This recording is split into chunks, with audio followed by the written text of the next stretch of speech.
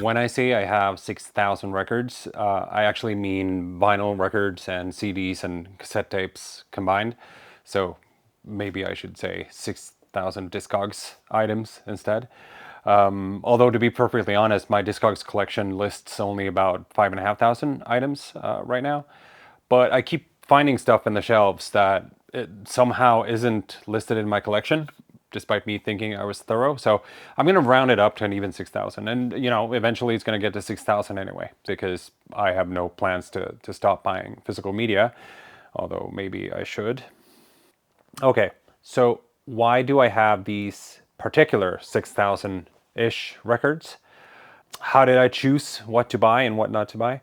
The answer can be, I mean, obvious on its surface. I hear things I like and I buy them. That could be from friends at parties, on the radio, via streaming services, featured in a movie or on a mixtape or on YouTube or, wherever. And I guess you can get to 6,000 that way, but I think it's pretty difficult to just organically and serendipitously happen across that much music that you deem worth buying. So to get to 6,000, you have to make some, let's say, questionable financial decisions. And I'd figured I'd tell you about the ways in which I have been severely fiscally irresponsible with regards to music. At this point, I've been buying records for about 40 years, since I was 6 or 7. And that makes for about 12 per month or 3 per week on average during all of these years. Of course, I didn't have that kind of money to spend early on, so it wasn't until I was in my 20s that I really started to pick up the pace. And in the past couple of decades, then we're talking more like 5 records a week on average. And that's almost 1 record per day for over 20 years straight. If you, for whatever reason, think that this is a purchasing pace that is worth aspiring to, then you first and foremost need to be in the habit of always buying music. Like, it has to be ingrained in how you go through life.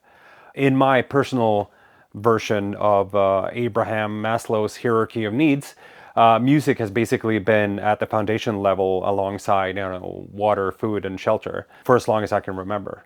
So for the longest time, it just didn't occur to me that I could opt to not buy records. Growing up today is very different because I got into this habit of always buying music before streaming services, before obviously YouTube, before even MP3 piracy had its breakthrough, Napster and all that. So these patterns were already rooted in me by the time those things arrived. And being obsessed with music, that's what I spent all my allowance and subsequently salary on for the longest time.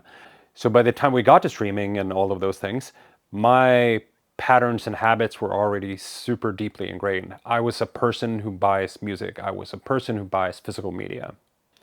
My record purchasing pace was also helped by the fact that, for example, I didn't even start drinking alcohol until I was 26. That saved a lot of money. And to this day, I've never smoked. That saves a lot of money. I didn't have a car until recently. That saved a lot of money. I've never had any student loans. That saved a lot of money. And for a long time, I only owned like 2 pairs of shoes, and they were not great shoes. So I would spend everything on records constantly.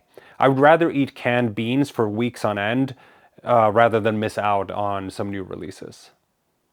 I hope you can tell I'm not trying to brag here. I don't recommend this mindset. My music addiction has made me fiscally irresponsible for most of my life, and I could have been much better off with a slightly more balanced set of priorities.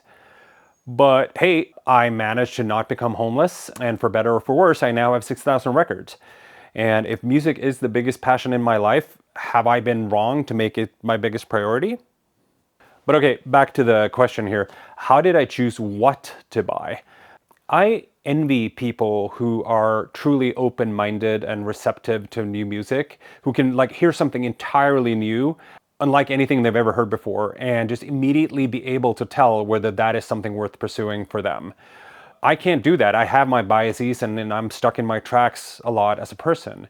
So I do my best to be that open-minded. I strive towards it for sure. But I've met enough music savants in my life to know that I am not as gifted in this regard as some people are and as I would have liked to be. Instead, I often get stuck in narrow musical trenches for long periods of time, which makes me kind of oblivious and perhaps unreceptive to things outside of that trench while I'm in it. So when I fall in love with a style of music or an artist, I just keep digging deeper and deeper right there. It's a little bit of a sunken cost fallacy thing where I get so invested in something that I just keep buying records from that, artist or genre because I've already committed so much time and money towards it, even if they no longer give me the same pleasure that I got when I first discovered them. Aging isn't that much fun after, 30 or so. But one positive aspect of getting older is I've gotten better at escaping this sunken cost fallacy trap. I can let go sooner. But during the significant part of my life where that mindset had me in its grip, it wasn't very difficult to average 5 records a week. Oh, this label has just released something new, or there's a new version of this single from this artist, or whatever. I would just buy stuff on autopilot because I felt like I ought to have it because I had everything else from the artist or label or even genre. And this was further exacerbated by my sort of collector inclinations, or maybe I should say hoarder inclinations. For example, I realized I had 10 out of 12 releases on a record label, so I figured I'll just get the other two so it's complete, even though I knew very well that the other two were music I didn't enjoy. And you do that a couple of times, and then suddenly, a label where I only have half of the releases also look ripe for completion. And that is a dark path to go down, but I have been down it with label after label, artist after artist, and it's how you get to 6,000 records, kind of. Actually, these tendencies of mine, they spiraled so out of control that I was thinking I should own everything in an entire genre of music. So I started buying entire collections in bulk. I would then, keep the stuff that was new to me, and I would sell all the duplicates to finance the next bulk purchase, and it just went on and on. I think the peak of this insanity was when I bought the entire leftover stock warehouse from a record label called Blue Room Released. I also bought the entire private collection, almost the entire private collection of the guy that had run the label, Simon Gahary. And that haul included so many records that I had to hire a moving company to ship them back to Sweden from London. I don't think I need to point out that when your record purchasing trip, first of all, making just traveling for purchasing records in general is a warning sign, but when that travel also results in you having to hire a moving company and shipping pallets to get the records back home, you need an intervention, possibly medication, maybe one of those electric shock collars connected to your Discogs account. These collector instincts and bulk purchases have led to me owning a bunch of kind of shitty music, unfortunately. Because in any genre, I think maybe 10% is any good, and that's me being kind of generous. So, of course, I could just sell a whole bunch of stuff that I own and make room for music I'd actually like to listen to. But to be honest, I don't think I will, because I did get kind of close to owning everything, at least on vinyl, on this one genre, depending on how you draw the outer boundaries of that musical map. And if I would break that up now and start, sell off the bad stuff, I would sort of undo what I fought for. Like, I managed to gather an almost complete library of a rise and fall of an entire genre and sort of musical movement, and to undo that isn't super tempting, honestly. And hey, there's that sunken cost fallacy again. Oh, I invested so much time and money. Anyway, the pattern still remains in me to some degree, even though I've become better at fighting against it. So I just think of that part of my collection, which is sort of over here, back here in the vinyl section. It's sort of a mini museum in a sense, and not music that I have to listen to. It is sort of an archive of sorts, rather than like a record collection in the traditional sense. That narrow little genre is called Goa trance. I'll make some other video about it in the future, and it's a style of music that will pop up from time to time on this channel, although it won't be a central focus. I've also had this habit of ordering from the same shop again and again, staying loyal to the same one for long periods of time. The shops come and go though, it's not just been one, but I can list several where I've spent really significant chunks of money. So I guess I'm a creature of habit to some extent with these trenches that I sink into. And it leads to me making record purchasing a routine. Again, kind of mandatory to get to this amount. I would just go to the store's website once a week or so, go through what's new, add something to the cart just because I feel like I should, submit order, repeat next week. So if I find good music somewhere, my stupid lizard brain just tells me to keep going back to that one spot because it was good at one point, and I just keep doing it and doing it and doing it, not really acknowledging when the streak is gone, when there's nothing more to gain from it. I think I'm better at breaking that habit too nowadays. I'm not as loyal to shops anymore, but it still happens. That said, finding quality stores, that can be a seller on Discogs, that could be a specialist mail order site, that can be a physical store to the extent that they're still surviving. That is a great way of making sure you're discovering and buying good music. So while to this day I still get caught up in genres or labels or artists, I mostly manage to not be a completist anymore. It's a fight against this personality trait of mine where I want to feel like I've truly researched something to its very limit before I'm able to leave that and move on. If I don't dig as deep as I possibly can, it remains an itch, an almost physical discomfort, where I feel like I've left some stones unturned. One more driver of record purchasing decisions is scarcity. Vinyl records in particular are pressed in very low numbers these days, at least for the more obscure music that I'm often into. This means that you have to pounce quickly if you want to get a hold of something, because if it proves popular, it could be sold out in a matter of days or even hours if you're unlucky, and then you're forced to pay much higher prices on the secondhand market.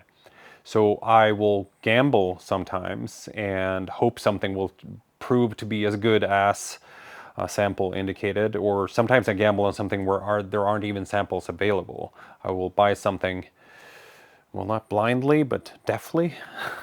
I will buy something unheard, sometimes just hoping that it will prove to be good because it's on a label or by an artist that I have reason to believe I will be into.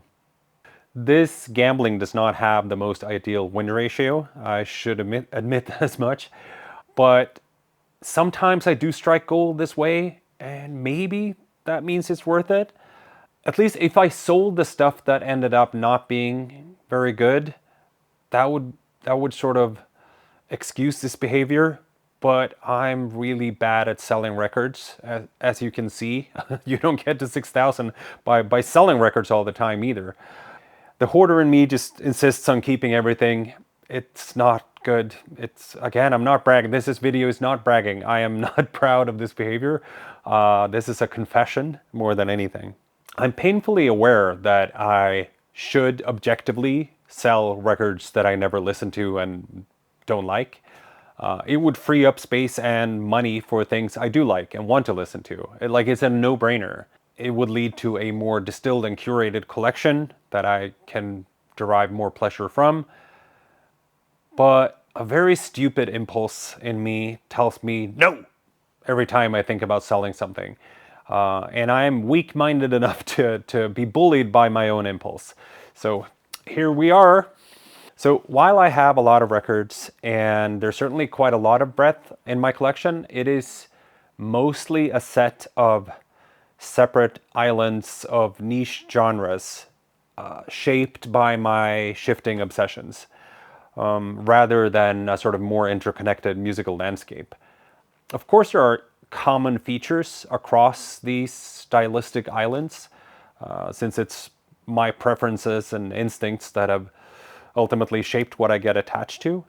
But the older I get, the more I feel like I want to explore what's between these various obsession trenches that I've been inside of. So I think in the coming decades, exploring those parts of the landscape will be a bigger part of my musical journey. The aggregate expense of buying all these records is obviously money I could have used for a lot of other things.